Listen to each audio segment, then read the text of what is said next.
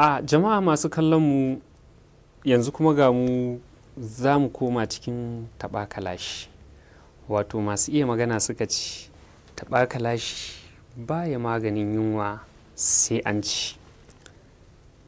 Taɓa kalashinmu na yau da abin da na faɗa zan so kai mai kallon mu ka maimaita shi kuma sai ka turo mana ta WhatsApp ta kan wannan namba da kake gani a kan talbijin ɗinka ko kuma in ce a kan sikirin ɗinka. Ka maimaita abin da na faɗa ka turo mana shi ta WhatsApp a kan sikirin ɗinmu ga nambanmu nan da za ka iya gani ta shirin dandalin nishaɗi. So wannan abin kuma ba wani abu ba ne. Na farko dai zan muku tambaya sai ku ba da ansar tambayar ta wannan lamba da kuke gani. Tambayar ita ce, abu uku sun yi kama da abu uku, randa abu uku suka cimma abu uku za su shiga uku. Shin me kallon mu me wannan abu uku da suka yi kama da abu uku, kuma wannan abu uku ne da idan wannan abu ukun suka ci musu za su shiga uku? To muna sauraron an san tambayo.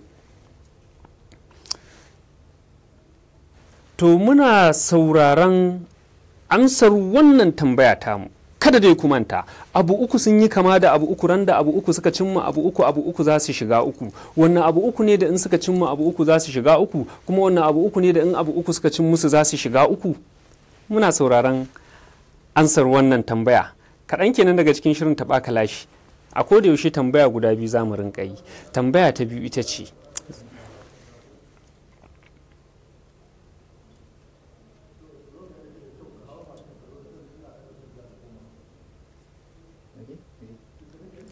to kada ku manta dai shirin na taɓa kalashi da ke zo muku a cikin shirin dandalin nishaɗi.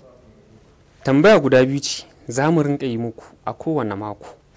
Wannan tambayar ta yanzu ita kuma ita ce, abinda kawai nake so ka faɗa. Muna neman gidan malama Mariya matan malam Mani malamin makarantar mata malam Maduri.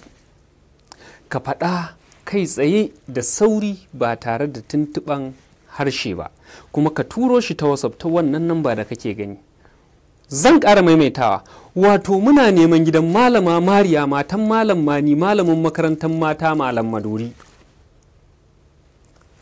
Wannan shine ƙarshen shirinmu na taɓa kalashi. Muna sauraron ansar abin da muka tambaye ku, saboda haka ina ganin kamar Allah ya wa baƙon namu zuwa. Bari mu tsamayi zuwan shi, saboda haka mu shaƙata da wannan.